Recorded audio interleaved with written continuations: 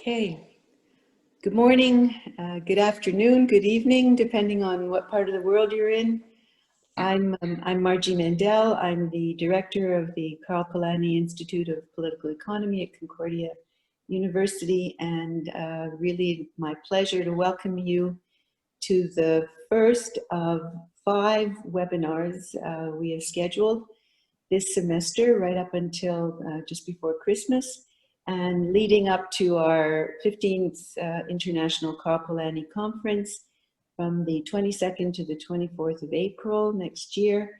We've issued a call for papers that we have circulated. It's also on Facebook and on our Twitter feed.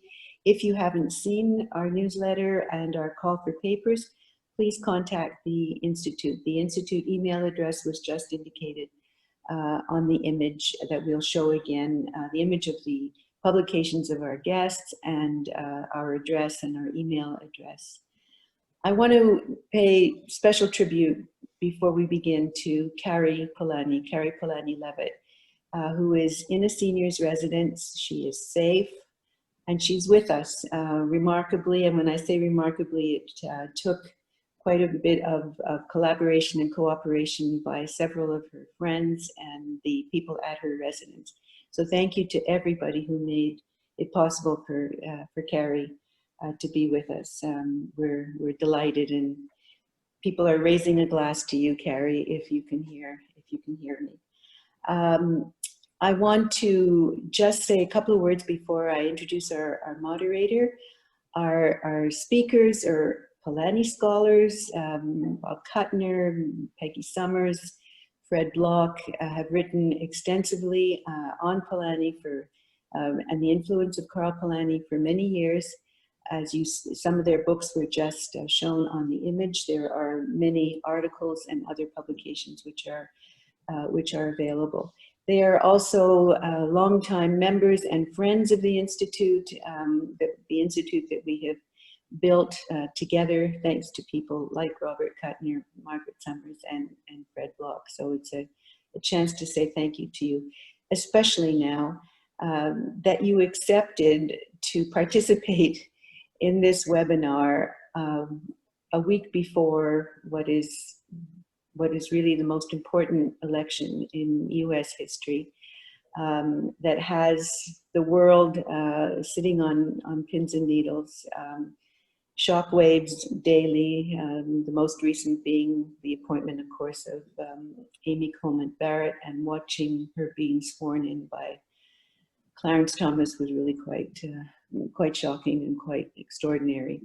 Thank you all for being able to take a deep breath and reflect on what this period means. Not so much predicting who can win, who can lose in polls and so on, but really what this reflects in American political culture.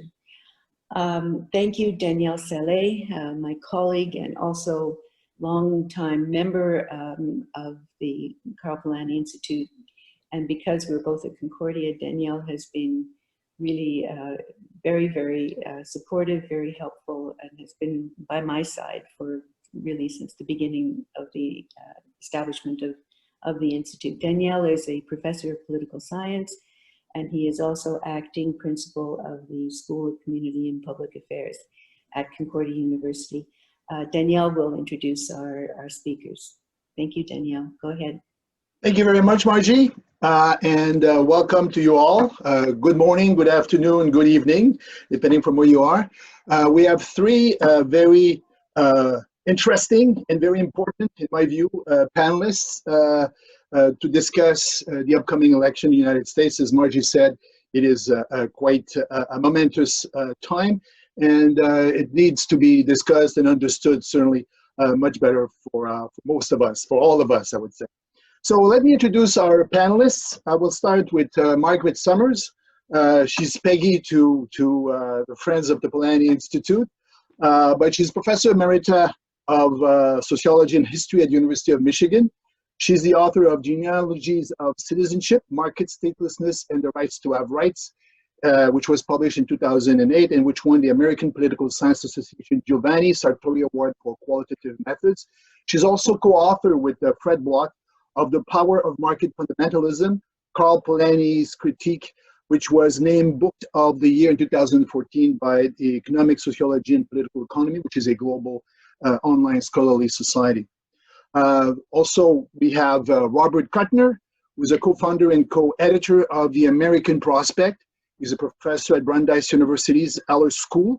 His latest book is The Stakes, 2020 and the Survival of American Democracy. 2 years ago, you might be familiar with his a book that he published 2 years ago, which was Can Democracy Survive Global Capitalism?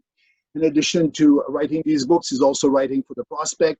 He writes for HuffPost, the Boston Globe, and the New York Review of Books. And finally, we have Fred Bloch, who is Emeritus Research Professor of Sociology at the University of California at Davis.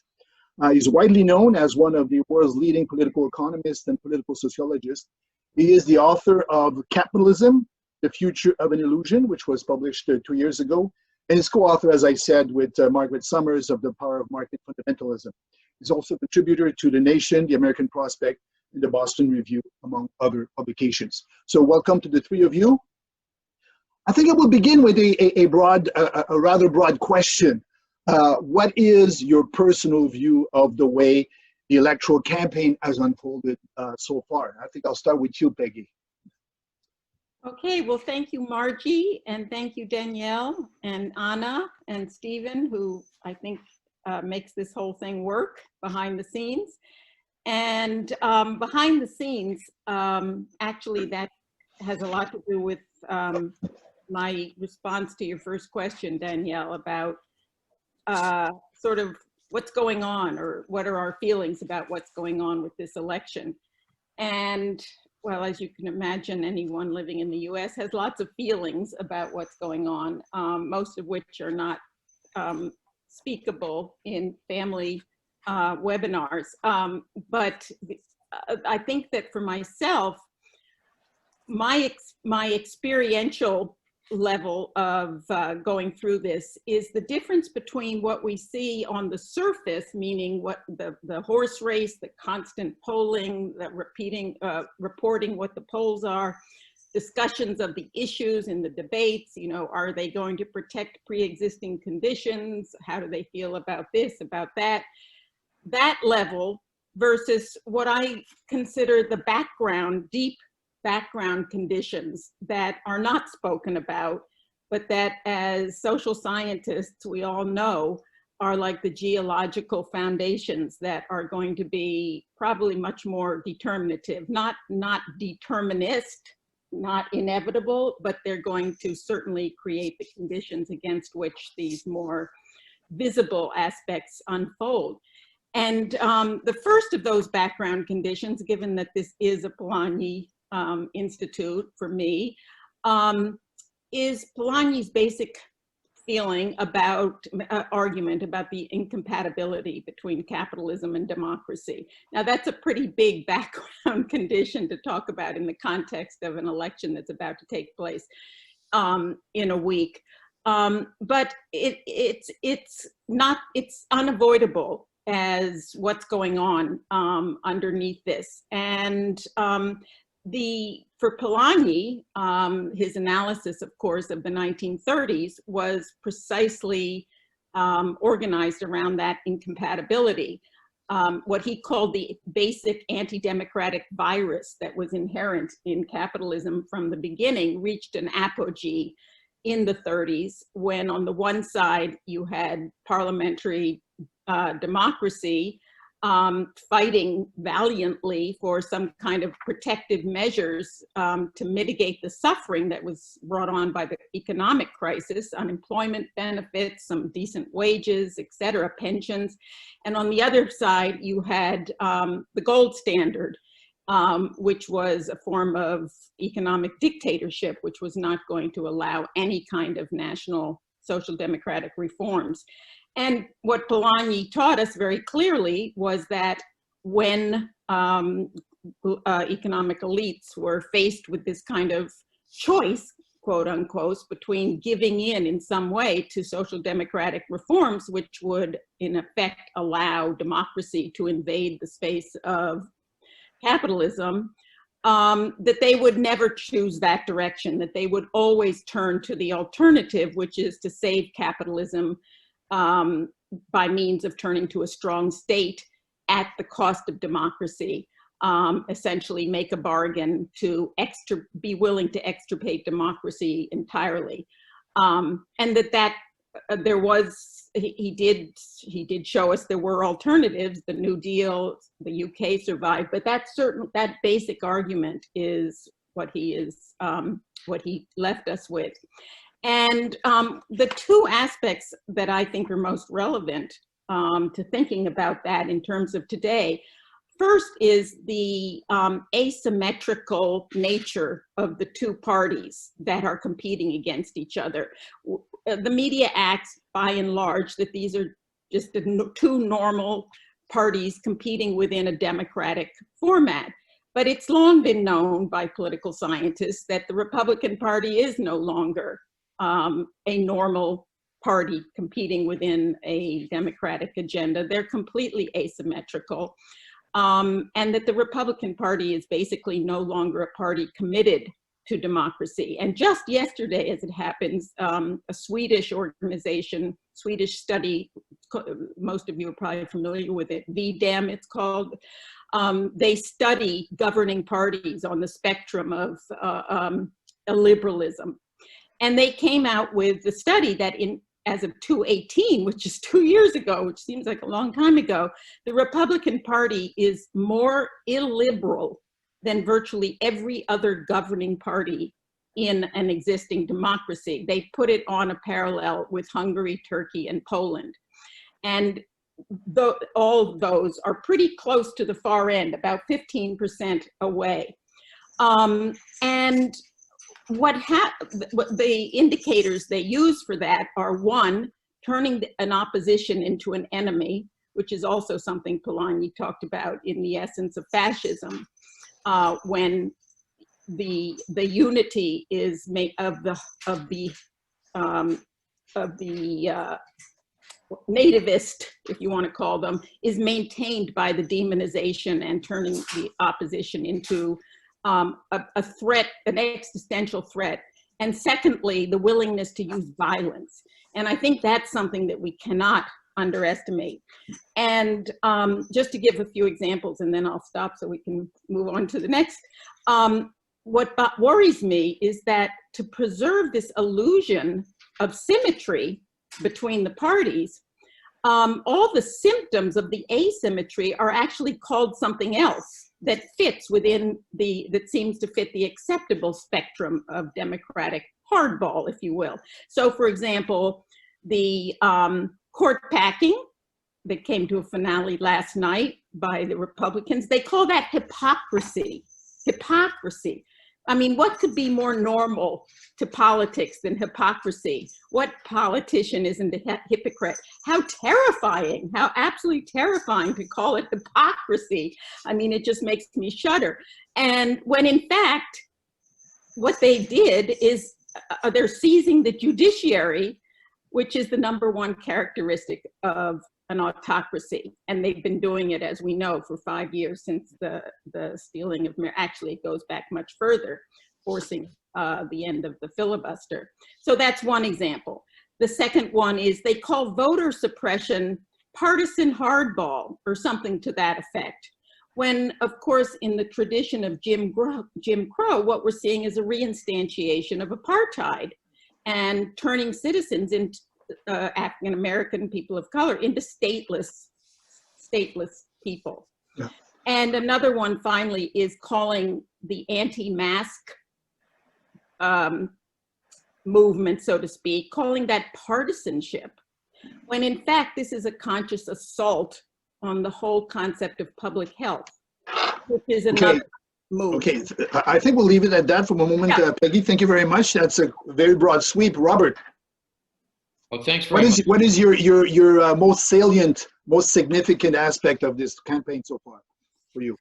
Well, again, let me thank the organizers of this, and it's always a great pleasure to be associated with fellow Polanyans. Let me pick up a little bit where Peggy left off in one respect.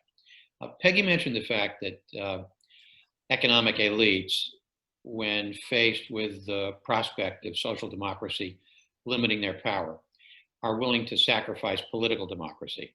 The paradox is that this is also true of masses when markets invade social spaces.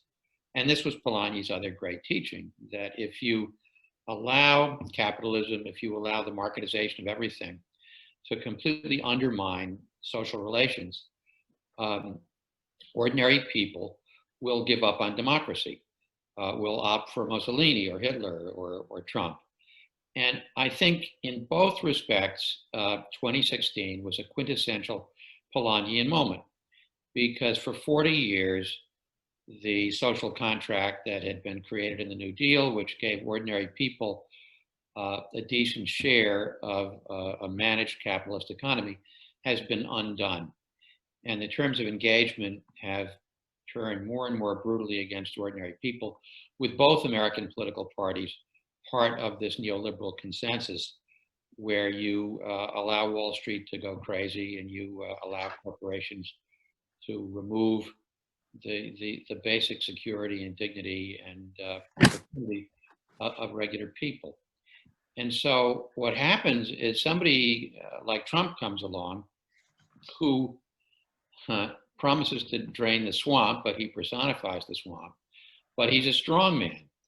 And ordinary working class people are just sick of both parties turning their backs on them. This is cultural as well as political. The effort by Democrats to support racial and gender justice is even more of a red flag for conservative, socially conservative, white working class white people. And so you get this bizarre coalition. Jacob Hacker, has a political scientist at Yale, has coined a wonderful, horrible phrase. He calls it plutocratic populism. It uses the rhetoric and the imagery of populism to really reinforce the power of elites. And so even as regular people are being even more and more damaged, they're attracted to the sheer brutalism of a Trump. And that has continued. And I think what's appalling is that Trump's support on the part of his base has only fallen off 2 or 3 or 4 or 5 percentage points, depending on which poll you believe. Now, I'll wait for some later in the conversation for election prognostication and discussion of all of the threats to the election being a fair election. But just one more bit of prologue. The founders of the American Constitution were obsessed with the fact that ordinary people needed to be protected from the propensity of leaders, even in a democracy, to become corrupted. And Madison famously said in one of the Federalist Papers, "If men were angels, no governments would be necessary." And so they went out of their way to create a government with checks and balances on top of the checks and balances to make sure that this government would not be turned into an autocracy. And for almost 2.5 centuries, through the British invasion and the War of 1812 and the American Civil War and World War II, the Constitution held. But what we have learned in the past 4 years is that norms are just as important as constitutional provisions. And so if you have the President of the United States violating norms, if you have the Attorney General of the United States violating norms, this was the first time in about 150 years you had a Supreme Court justice rammed through with not a single vote from the opposition party. Normally, even in times of great partisan stress, there's a little bit of bipartisanship. There's no bipartisanship.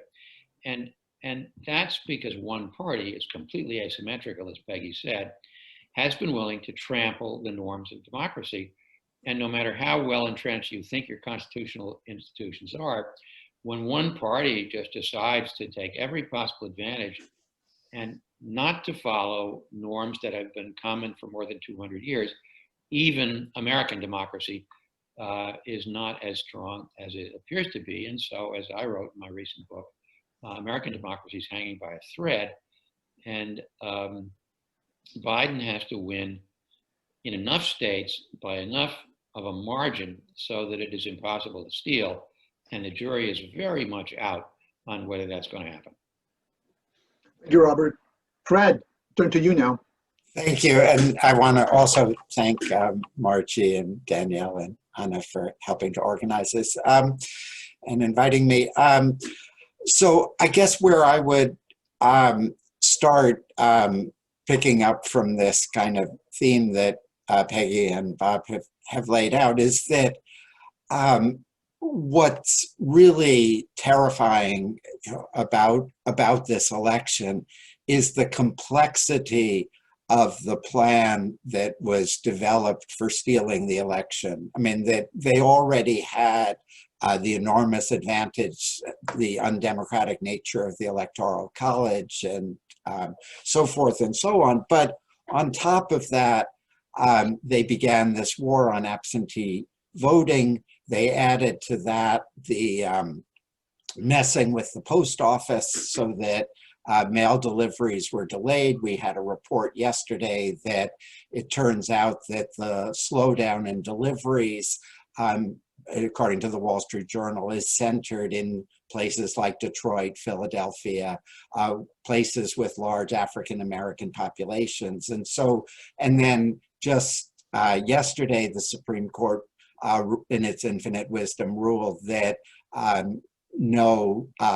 that only ballots in Wisconsin that are received by election day will be accepted, and anything that comes in after that will be disregarded. This, despite COVID, despite the obvious problems with the post office. So there was this brilliantly complex scheme. Oh, and kind of one of the other examples is that in Texas, the governor declared that there could only be one drop-off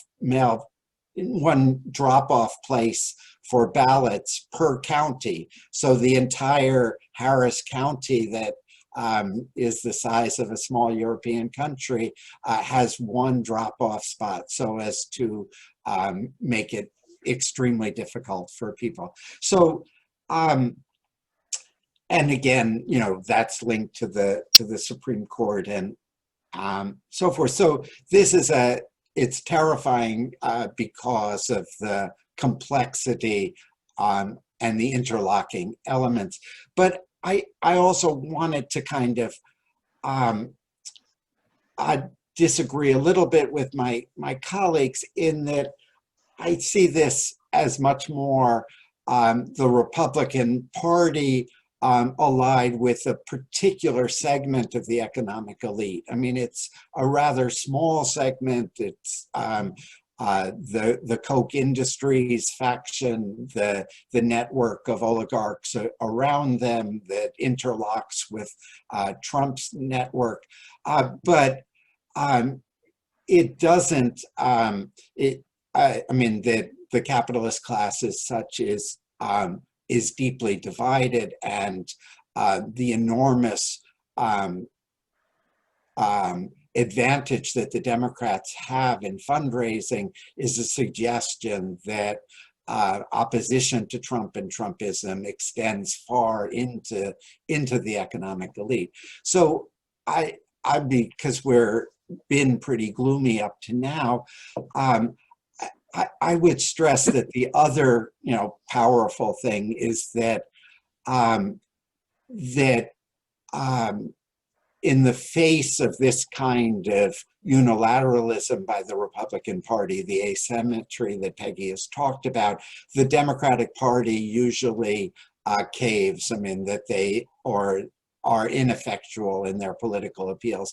And what has happened this time is a very powerful popular front in defense of democratic governance. And one of the important parts of that has been Republican defections, elite Republican defections. So the most powerful campaign ads have been from this thing called the Lincoln Project, which is formed by former Republican political operatives who know better how to do powerful political advertising than the Democrats. And they've put on some of the most effective anti-Trump ads. And on top of that, there's been a very substantial defection of former Republican elected officials, former Republican appointed officials. And so I would say that since 1972, this has been the highest watermark of adherents of one political party saying we're going to support the other side. So they're giving permission to rank and file Republican voters to defect, and we have reason to believe that those defections, particularly in the suburbs, are going to be substantial. They were already in 2018. So I think that Bob is completely right that Biden has to win by quite a substantial amount to negate all of the mechanisms and strategies for stealing and rigging the election. But there is reason to be somewhat hopeful in that we have seen this very high level of participation in the early voting. And the evidence is clear that we're going to get a much larger turnout. I think it's widely believed that we're going to be, 10 million votes more than the last time around, even with the pandemic. Thank you. Before we go on, because I have many other questions, but I just want to let the participants know that there is you should have an icon at the bottom of your screen that says Q&A. You can record any questions there, and at around an hour and 15 minutes, I will turn to those questions and ask those questions. So it is possible to ask questions from the audience. Let me go back to things that you've said. I mean, one of the things that obviously, certainly for someone who's outside the United States, who doesn't live in the United States, there seems to be a great deal of divisiveness within the society, and it's not new. And of course, elections are a time when divisiveness seems to be heightened to a large extent. Is this election more divisive than other elections? At least certainly for the untrained eye, it might seem like that, but in your view, is it more divisive than before? Or is it just par for the course, this kind of divisiveness that we seem to see within society? You talked about this asymmetry between the Republican and the Democrats, but it speaks to this certainly divisiveness that so many people have seen. So what makes this election perhaps more divisive, more polarizing, or is it really just that's part of the course? I'll start with you, Robert. Well, I think the election, and Trump in particular, last election, this election, Trump's presidency, is both reflective of deep tribal divisions in the society and also reinforces them.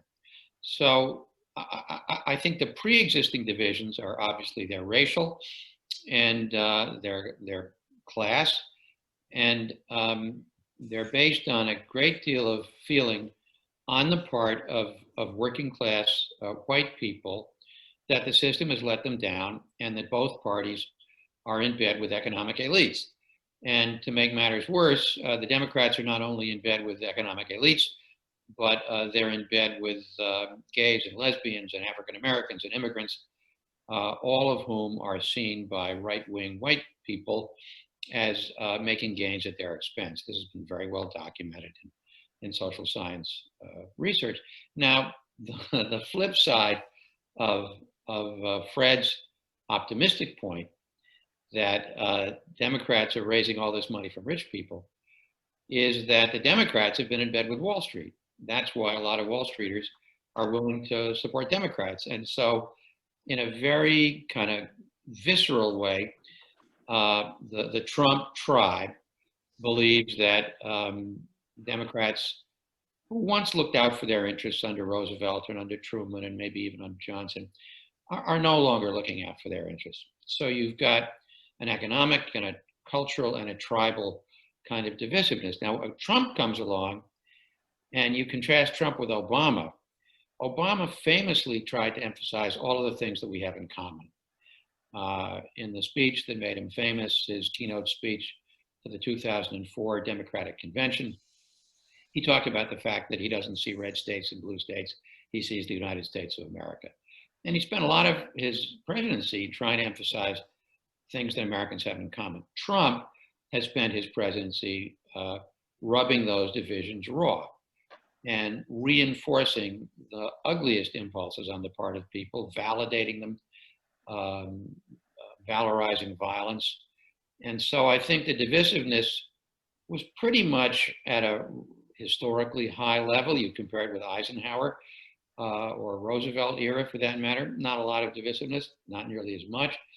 But so it was at a high level to begin with. And then Trump did everything he could to exacerbate it by scapegoating immigrants, by exacerbating racism, appealing to violence, and appealing in ways that fascists do. Hitler comes to mind. You appeal to the absolute worst impulses in society, and you take people who would be thugs, who would be outcasts in a normal era, and you put them in charge of government agencies. And it's a government by thuggery. So I would say that if the divisiveness is at a peak, it was high before Trump, it's even higher under Trump. Peggy, what do you think about this?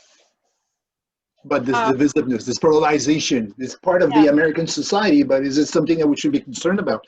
Does it have implications domestically, internationally? What do you think? It's a good question. It's the most you signaled earlier, Danielle, that you wanted to know how does it compare with 1968, which was obviously thought of as one of the most divisive moments, horrible moment with assassinations, etc.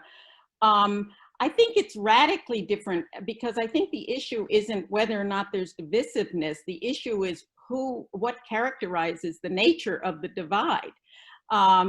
Fred always reminds me that the John Birch Society was a lunatic group out there that believed, that Eisenhower should be impeached, etc.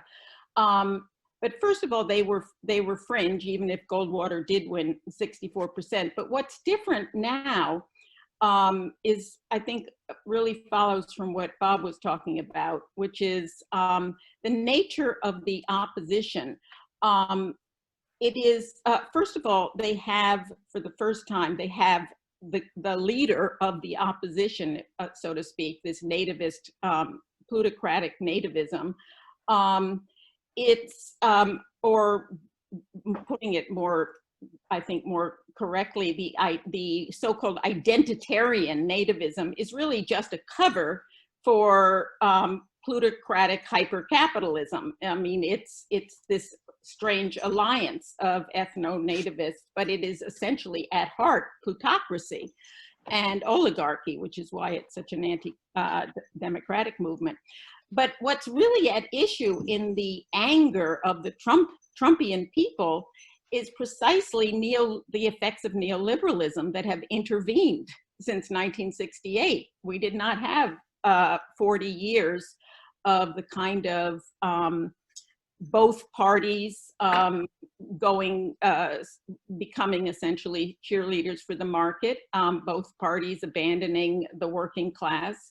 And what also intervened is the cultural assaults as they experience it, namely feminism, LGBTQ rights, and in general, all of the sort of cultural aspects of that intervened in between since the 60s and got institutionalized in certain Supreme Court rulings, such as Roe and the gay marriage. So what you have today is what Wendy Brown, the political theorist, she calls it the ruins of neoliberalism, has created this culture of an aggrieved, marginalized, and enraged group of white males, essentially. And somebody else called them the right-wing fight club to protect the real America, which I think is wonderfully put. And essentially what it comes down to is that if white males cannot own democracy, there will be no democracy, is how they see it. If white males cannot rule the planet, there will be no planet, i.e. climate change.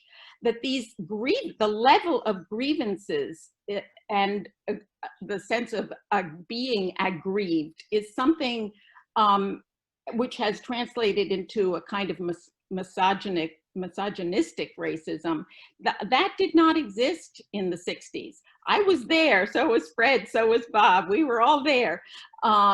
And we remember the Black Panthers being murdered by the police. We remember the FBI surveilling. I'm sure I lived with an FBI informer, by the way, in my radical years.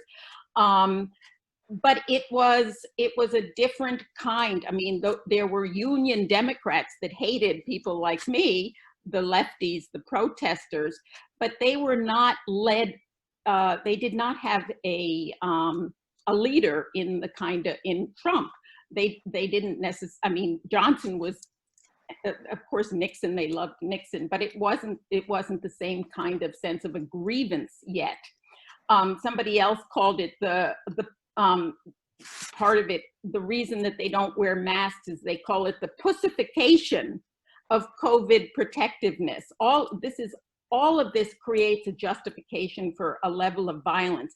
And then the last thing I want to say is, and I think Bob hinted at this too, all of this what Trump has done for them, he's given them the vicarious thrill of transgression.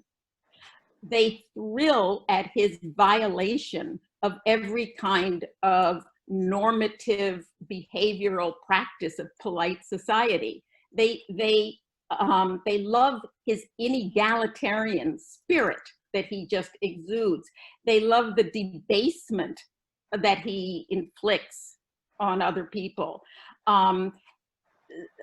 He seems to, in effect, loosen the grip of conscience. Assuming most humans have some degree of conscience, there's something about this aggrievement and this identitarianism and this sense that somebody else is getting what they deserve that has essentially either dissolved or it's pure id, if you will. And I think this thrill at the violations of polite liberalism is something that is very new and is going to be mobilized. That's in what I think is going to be an attempted coup.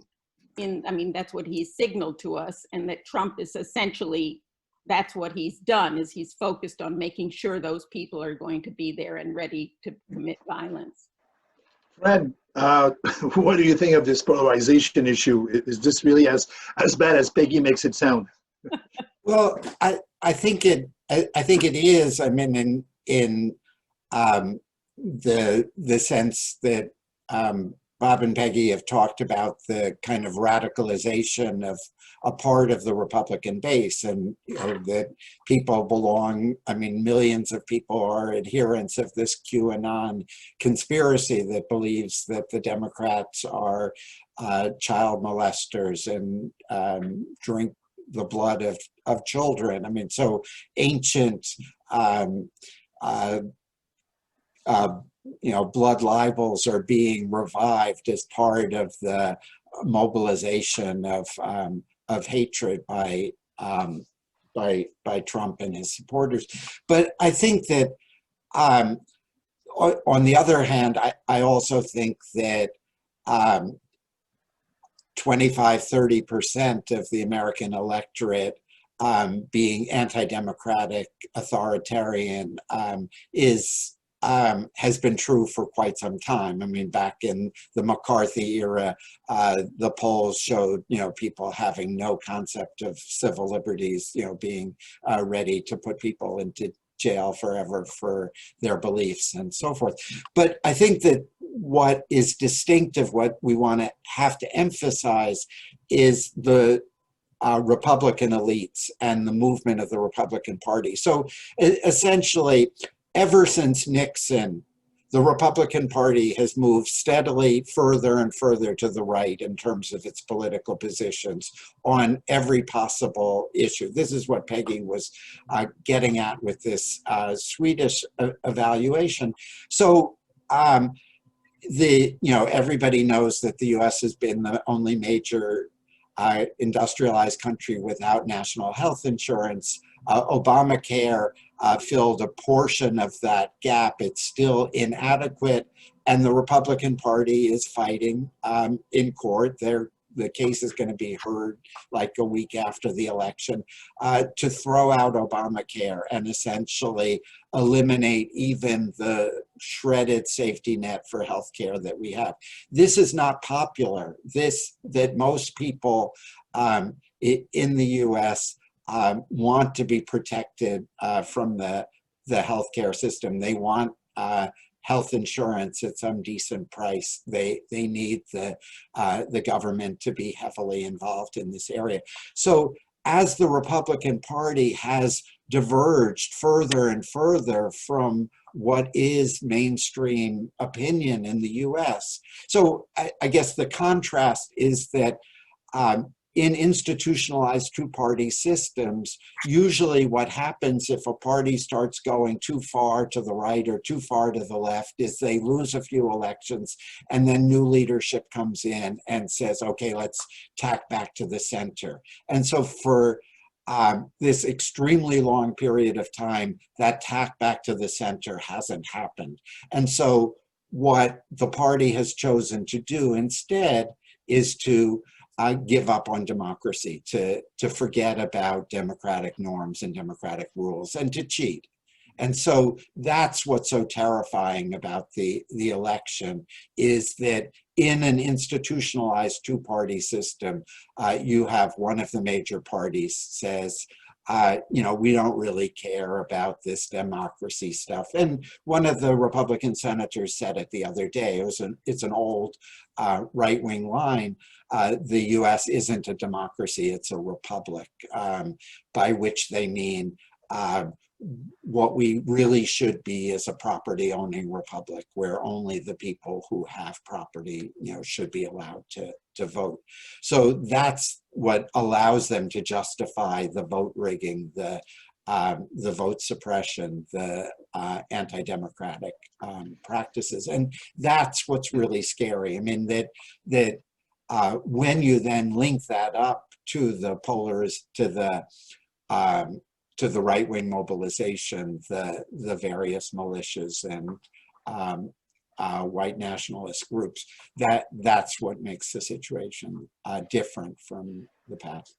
In this fall's issue of Foreign Policy, senior correspondent Michael Hirsch wrote the following about the upcoming election. He says, perhaps the greatest threat is that the stakes of this election are not quite as momentous as the optimists hope. And Trump, even if he loses power, proves to be less an aberration and more a symptom of a country that is no longer functioning well, whether as a republic or as a global stabilizer, and can't be fully trusted again. My question to you is, has America reached a point of no return? Is it sliding inevitably toward the kind of decadence and decline that historically we see very often with large empire that seems to await, the fate that seems to await most empires? Peggy. Well, I don't think decadence is the right word. I wouldn't mind a little more decadence and a little less neo-fascism if one had to make a trade-off. When I think of whether we're beyond return, I live in Michigan, and Michigan is the point zero, whatever what's that expression, 0 point or something like that, of this neo-fascist right-wing identitarian militia movement. And for those of you who didn't see it, a few months ago, because these men in these militias were really pissed off that they couldn't go to the gym and or a few other restrictions like hair salons. They took their machine guns, their AK-47s or whatever they're called, and they marched into the state capitol. It's something that's inconceivable in Europe or Canada. And they marched right into the foyer, all but into the, and it was completely legal. That's the other thing, completely legal, because this country is the more guns, the better. And these state legislatures were terrified, terrorized, absolutely terrorized. And you can Google it and see pictures of it. Then we find out 2 weeks ago that these same groups, and they were doing that because they claimed that it was a dictatorship. And what Trump did was say, yes, go for it, liberate Michigan. So they listened to Trump. And what they planned next was to kidnap the governor of my state, who is a woman who has a remarkable courage, who has stood up to Trump over and over again, just by saying, I'm here to protect my state. And they planned to kidnap her, take her to Wisconsin, and to hold a ISIS-type trial for her, calling her for treason, and execute her. And luckily, the FBI did find this. This was not just, loose talk. The plan was completely developed. The weapons were there. And we'll see what happens to them. But this is not idle stuff. This is very far along. And in terms of where, what's going to happen after Trump, I think two things have to come to mind. One is these Trumpists, one of the things to think about in terms of their voting for Trump is that he has made it very clear that he has no interest in winning this election by democratic means. He's made it very clear he doesn't think he can win except by cheating, and that there is no alternative to his staying in power, and that he has created all the things that Fred talked about systematically that he's planned to do to create the kind of chaos that will force state legislatures, again, like the one in Michigan, which is a very, very far right state legislature, to essentially nullify the actual electoral votes and to declare Trump the winner without counting all the votes, and create the kind of chaos eventually to get it to the Supreme Court, if not to or through the House of Representatives. And what he's signaled to his base is that a vote for me is a vote to end the meaning of voting. In other words, somehow they have bought into the idea that it is okay to vote their way out of the democratic system into a system where voting will now be irrelevant. That's one thing I think is very, very serious to think about. The other thing to think about in terms of the post-Trump years is what's become a juristocracy in this country. Judicial review, which once upon a time was thought of as a way to protect the rights of minorities against the majoritarian legislature, has now become simply a mechanism to thwart democratic attempts at mitigating the predations of neoliberalism and essentially using different aspects of the Constitution, the First Amendment, to protect corporations, the 14th Amendment to defeat unions, the freedom of contract to defeat any kind of attempts at mitigating the asymmetrical degree of power between workers and their bosses. Essentially, it's what's called a neo-Lochnerian judiciary, Lochner being an era when in which the Supreme Court in the early 20th century struck down every single kind of capitalist reform. That's where, unless the Democrats can really act out of their nature and out of character and do some serious court reform, nothing is going to happen under a Biden presidency. Nothing's going to happen even with the trifecta, meaning all of Congress, because every single time it will be stopped by the courts without exception. And that then will create a situation, another one of these vicious circles where people will be so disillusioned after working so hard to get the Democrats back in power that once again they'll say, screw it, these Democrats are useless, and we'll have another massacre like 2010 under Obama, and we'll be back where we started. That's my Let me I want to ask Fred this question because you raised something very important here, Peggy. Do you think, Fred, that a Biden administration, that is an administration run by Democrats, could reverse these trends that we're talking about, about polarization, about the issues that Peggy raised and things like that? Can this be reversed? In other words, can Biden, if he's elected, de-Trumpify America? Is that possible? Well, let me talk about the global portion of that. In other words, that in the short term, a Biden administration would be a gift to the world in that the U.S. would start fighting COVID in some serious way and aid the rest of the world in the fight against COVID.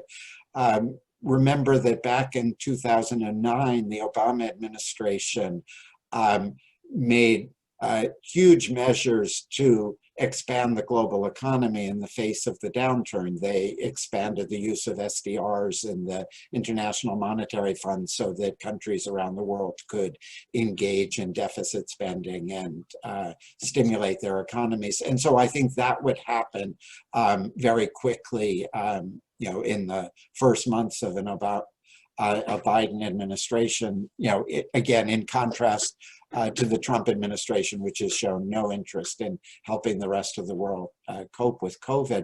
And of course, Biden is very strongly committed to putting the US back into Paris climate agreement and taking strong steps on climate. So the shift would be palpable in the short term. The problem, and you posed this earlier in the question, of whether over the long term there would be a reversal in the U.S. kind of global decline and its kind of retrograde defense of its global empire. And I think there it comes back to this question of could a Biden administration be successful domestically, that they could only pursue a policy of retreat from empire if they also were successful domestically. And I think that's very much up in the air in terms of, I think they recognize that the danger that Peggy points to, that they have to accomplish something very visible in the first 2 years to avoid the midterm defeat that essentially crippled both the Clinton administration and the Obama administration, losing control of one or both houses of Congress. So I think that's going to be a question of social struggle, and what we've seen, if Biden wins and the coalition is able to overcome the attempted coup and so forth, then everything hinges on a sustained level of popular mobilization to push the Biden administration to pursue a very serious reform agenda. And, that the obstacles to that happening are obviously substantial. So I fear, I tend to be optimistic about this election despite all my fear, but I'm deeply pessimistic about 2024 because in that election, assuming that Biden wins, the Republicans will come back with somebody who is a much more competent and disciplined version of Trump. I mean, somebody who would have, the capacity to do all of these horrible things much more effectively. So. Yeah, Robert, in your book, 2018 book, Can Democracy Survive Global Capitalism? I think at one point you make an argument about, when there is anger in the population, it can go either towards the right, towards and you mentioned that earlier today, it could go towards a sort of fascistic regime, or it can also go towards a more left-oriented, more revolutionary regime. We've seen during certainly during the Democratic race, the leadership race, there was people like Bernie Sanders. There were people who, and we saw that with Sanders also in 2016 against Clinton. There is a group of people. There is a critical mass of people who are more on the left and actually quite maybe not socialist in the way we understand it, but fairly clearly on the left compared to the rest of American politics. Can this anger that you talk about in your book, can it be channeled through this left? And what should Biden, if he gets elected, what should he do to make sure that he doesn't alienate that left and that progressive, if you don't want to call it left, at least that progressive group of people who are fostering or pushing for a progressive agenda? Yeah, it's a good question. Let me take just a moment to respond to your previous questions. I think it's very important. It's important to realize that if the election of Trump in 2016 had elements of an accident, it was an accident waiting to happen, because American democracy has been weakened, steadily weakened for 30 or 40 years on a number of fronts. I mean, first of all, you have all of these Supreme Court decisions that have basically said that money is equal to speech. So you have money crowding out voting and campaign contributions crowding out voting and pushing the Democratic Party from a center-left party to a center-right party. Then you have the war on voting rights, particularly among Black people, but in general. I mean, since the 2013 Supreme Court case of Shelby versus Holder, the Justice Department is no longer allowed to enforce efforts at the state level to suppress voting. And then you have all the anti-democratic measures that were enacted in the wake of the terrorist attacks of September 11th, 2001. So American democracy has been narrowed in a number of respects for 20 or 30 years.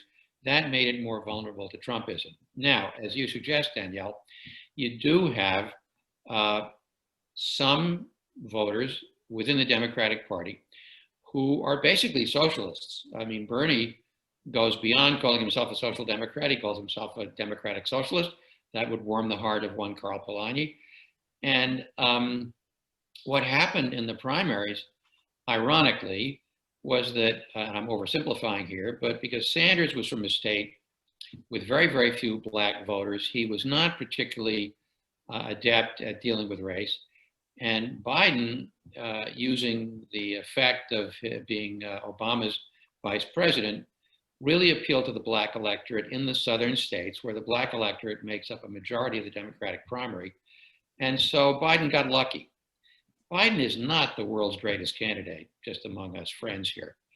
If you watch the last debate, this is a kind of brutal, charismatic leader against a mild-mannered, decent, nice guy. And the hope is that the mild-mannered, decent, nice guy triumphs. The other problem is that if you look at Biden's history, Biden is very, very much, and here I want to pick up on something Fred said, Biden is very much in the lineage of the last two Democratic presidents who were very much in the neoliberal camp on crucial economic issues, very much in bed with Wall Street. So let's say that Trump fails to steal the election. Let's say that Biden does get elected. Biden's people kind of take the left for granted. The left has no place else to go. I mean, I know people who are what I would consider lunatic left, who I've been following for 40 years who are saying, oh my God, we got to vote for Biden. Bob Avakian, who is one of the craziest lefties I've ever encountered, is saying we all got to go all out for Biden. So Biden's concluding that the left has no place to go other than him. And I've been doing a lot of reporting on who's likely to get cabinet jobs in a Biden administration. Most of them are not our friends. Most of them are the same old neoliberals.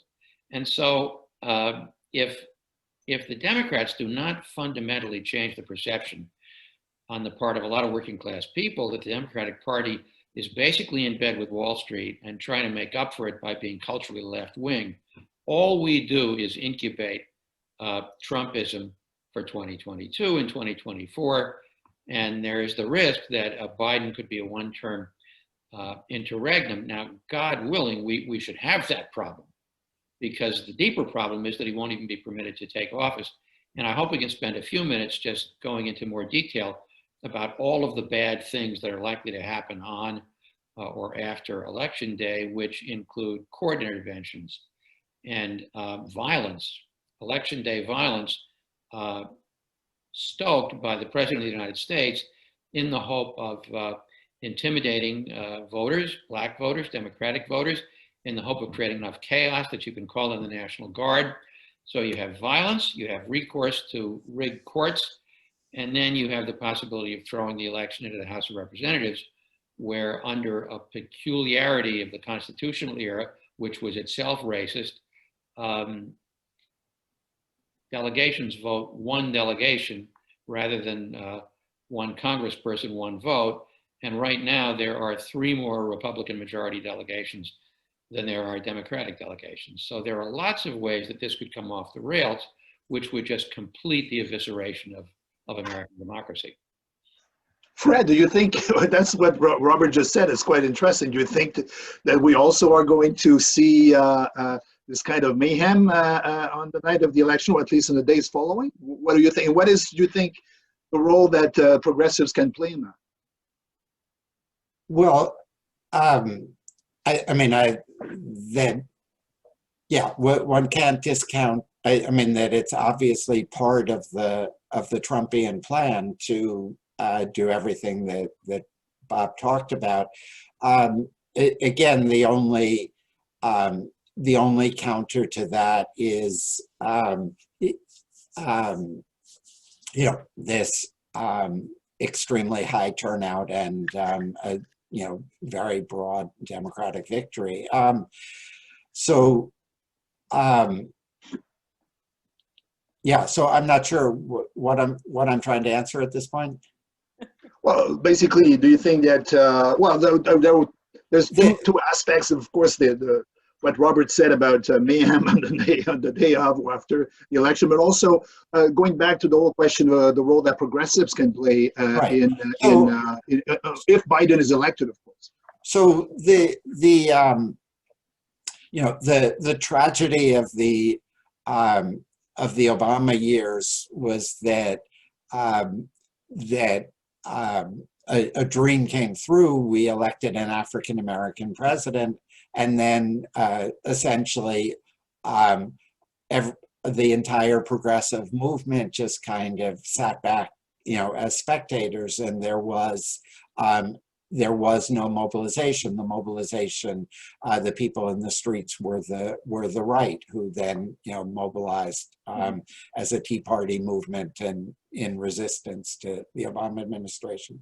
So, Occupy. What? Don't forget Occupy. That meant that was something. It was a little bit movement. later. That was the problem. I mean that.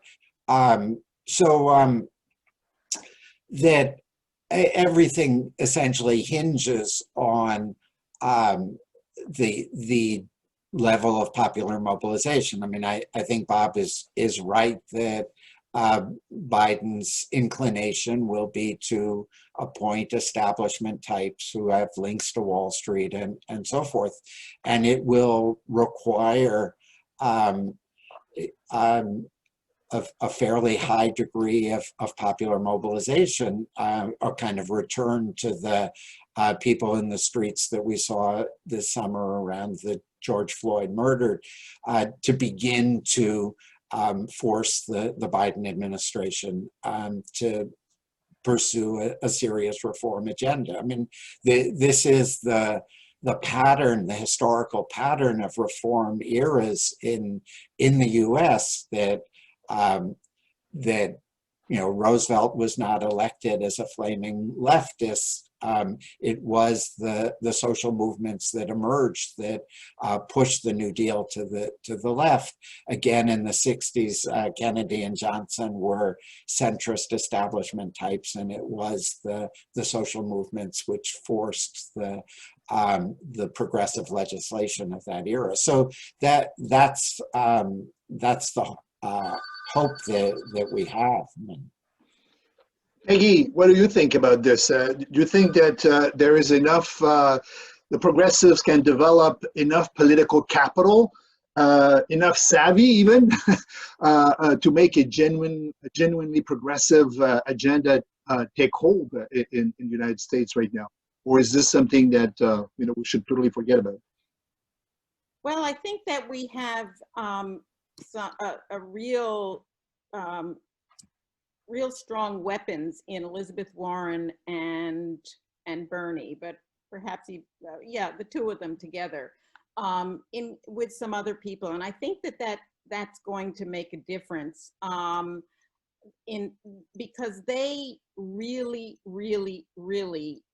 went all out for Biden, and I don't think that the left is going to put up with a complete and absolute betrayal along the lines of an Obama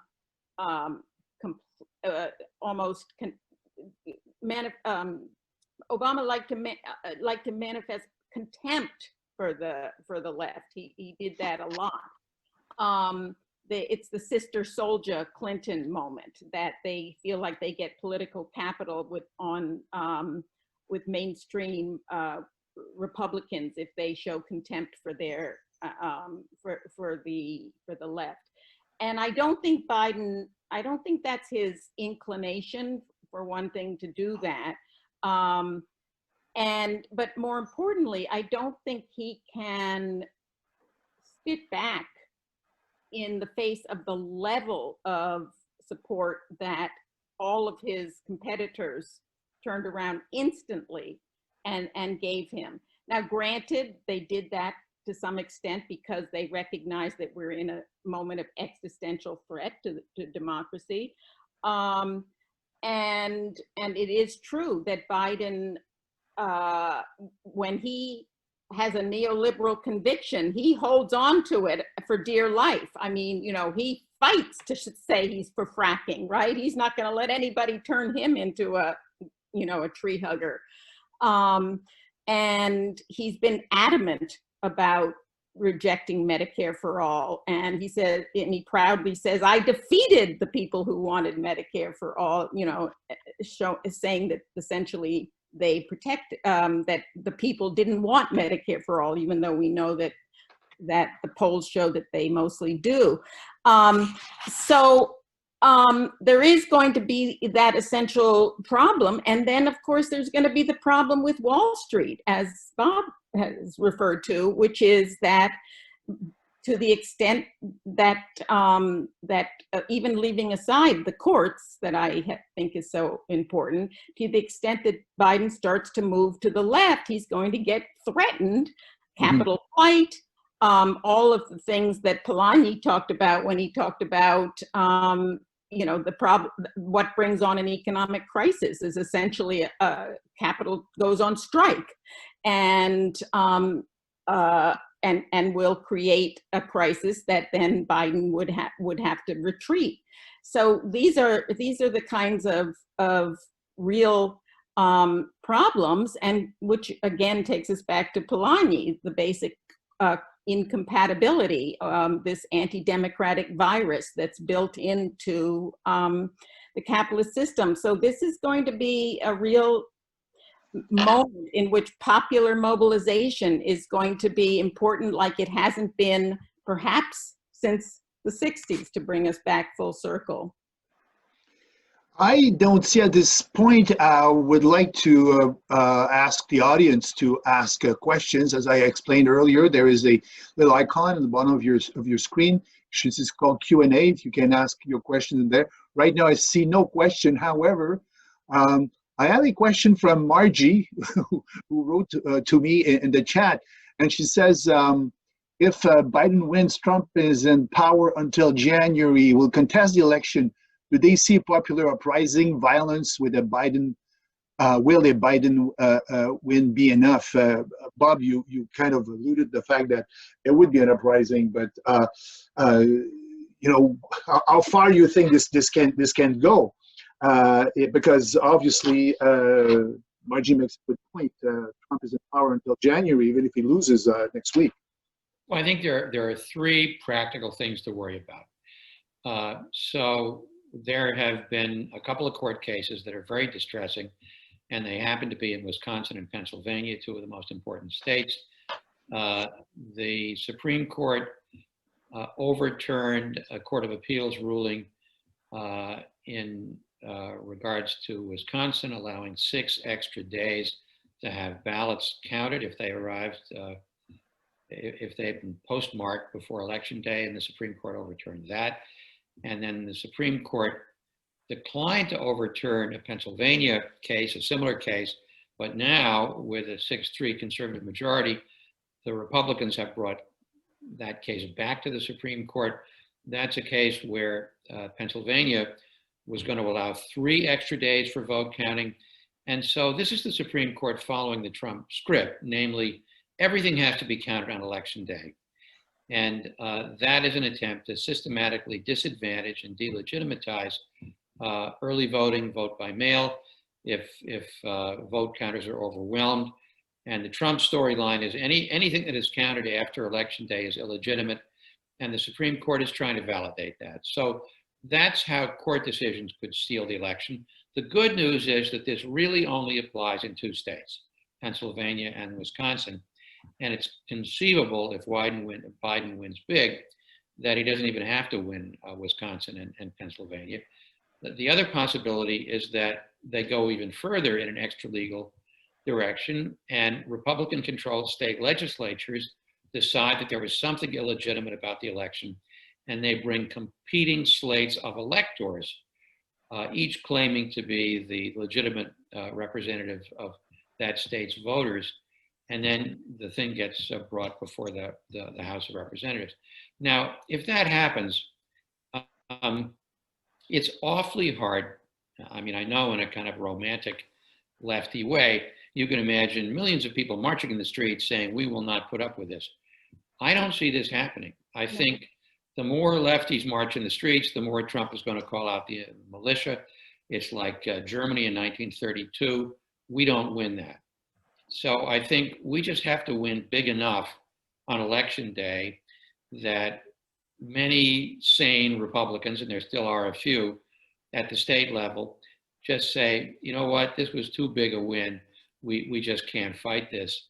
Or even if they do fight it, Biden ends up having the electoral votes.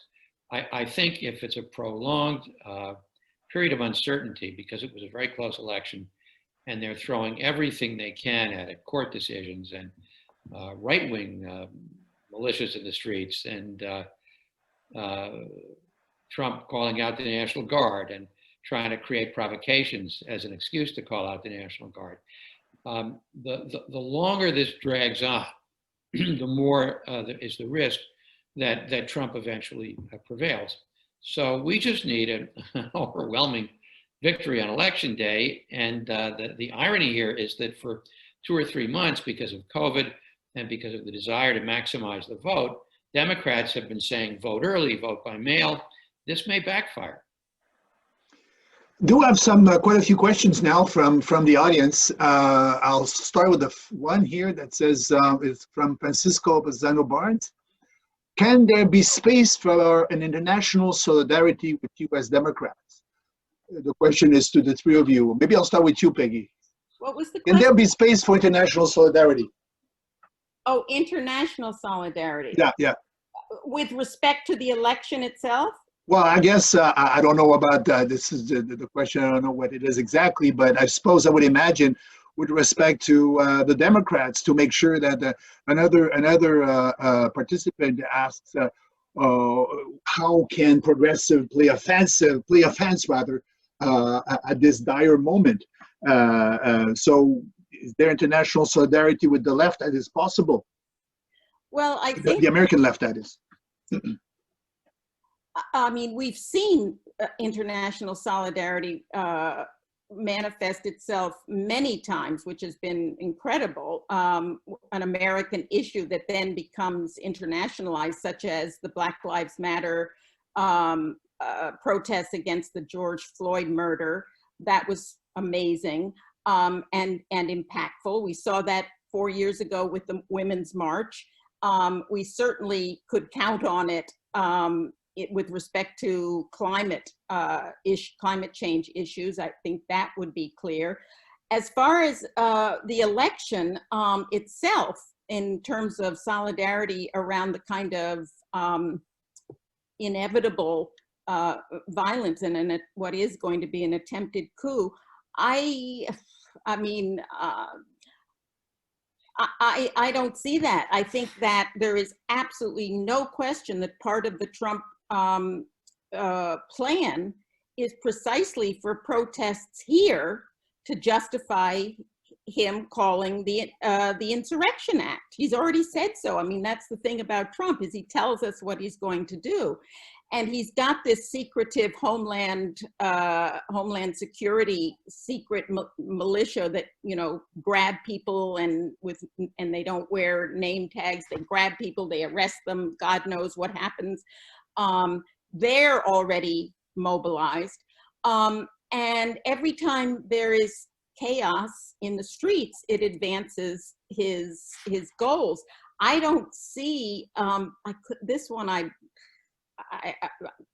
I throw to all of you. I just don't see how Europeans or Canadians are going to really know how they could show solidarity for this, because the whole thing is going to be so confusing. It's not going to be clear.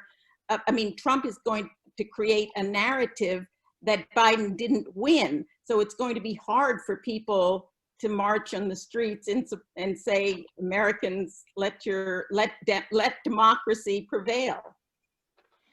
I have quite a number of questions now. Actually, I'm going to try to synthesize a few. There's one here that the person says it's a naive question, but I'm struggling with that question. How and why the Republican Party seems to be united around and behind Trump?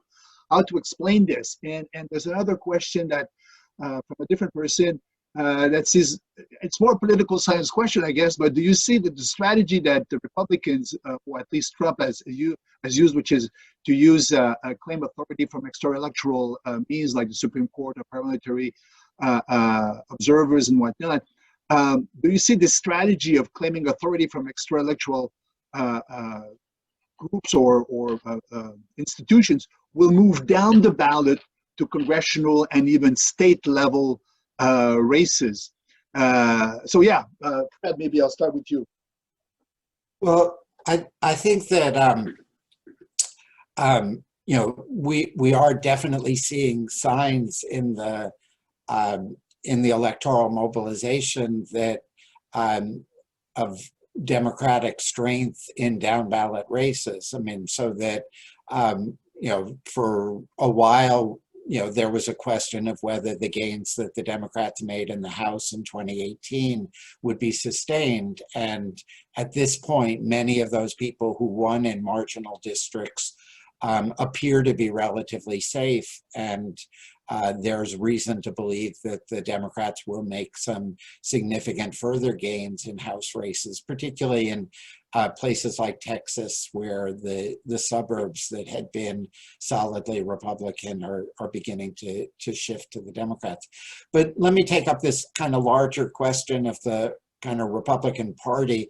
I mean, I think that, and this kind of connects to the disaster scenarios of, you know, what will happen after the election. I think that everything that Bob and Peggy said is true, that if the race is close and Biden only wins by a little, and it comes down to 2 or 3 states which are relatively close, I think that Bob is right that Trump will contest and ultimately win in the courts, and that the nonviolent civil disobedience kind of won't stop that. But if the victory is larger, and so will the test on election night is Florida and North Carolina. They're 2 of the states that will report relatively early. They count their absentee ballots early, and if Biden is winning by substantial margins in those states, then the election outcome will be much clearer. And I believe that at that point, the Republican leadership in the Senate and the House that are kind of opportunistically linked to Trump and afraid to defy him as long as they're up for office, because Trump can tell his people to not vote for any Republican senator or House person who defies him and destroy their electoral chances overnight. After he's defeated, some of those same people will essentially develop some courage because, for example, many of the Republicans in the Senate want to run for president in 2024. And they don't particularly want Trump to win in a coup because Trump will pass the torch to, or continue being president for life, or pass the torch to Ivanka.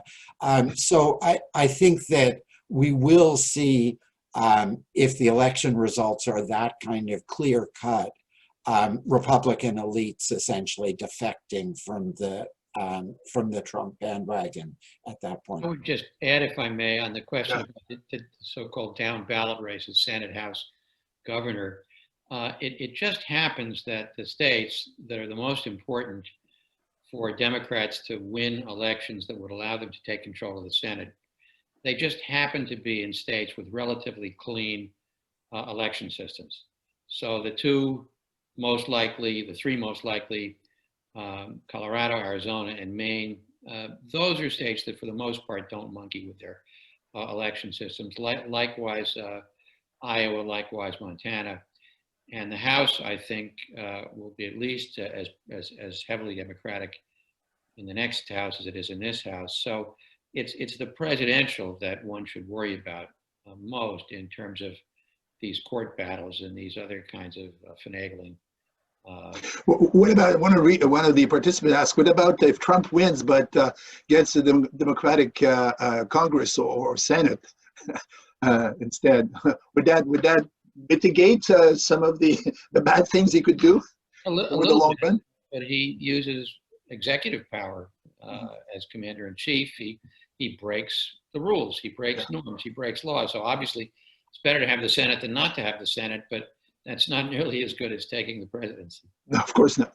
Yeah, for example, yesterday or the day before, when nobody was paying attention, he simply unilaterally removed all the protections for the entire civil service employees, which is just, in fact, it's so egregious that his own appointee resigned over having to implement this. You would think that that's something that would have to go through Congress, but what that does is it completely opens the way to take over the administrative state with and to install Trump loyalists. Maybe a very last question. We're coming to the end of our time. It's a question that I would ask. Should we as Canadians fear again because Trump is elected? But even if Biden is elected, certainly in terms of our commercial relations with the United States, and perhaps we'd have a more polite, more courteous relationship, but the fact remains that economically, it's not the easiest relationship that we have with the United States, certainly over for example, softwood lumber and things like that. I mean, there's many examples that a free trade has not necessarily been an easy go. What do you think, Bob? I'll start with you. What should we fear? Should we fear? I think under a normal president, you have the usual pulling and hauling over commercial issues, but obviously because Trump is so jingoistic and so irrational, you would have a much tougher time if Trump is elected. I mean, I think if Trump is reelected in terms of your border, the thing you should most fear is a massive delegation of Americans, beginning with Fred and Peggy and me, asking for asylum. but Biden has also been fairly clear. I mean, he's also, you know, buy America first and that kind of thing. So it's not necessarily a good news for Canadians. Yeah, but NAFTA, the new NAFTA, now that treats Canada, Mexico, and the U.S. pretty much as a unit. So that's directed at what I would call a kind of salutary economic nationalism, having an industrial power. It's really North American nationalism. It's not anti-Canadian. Fred? Right, I would agree. And also that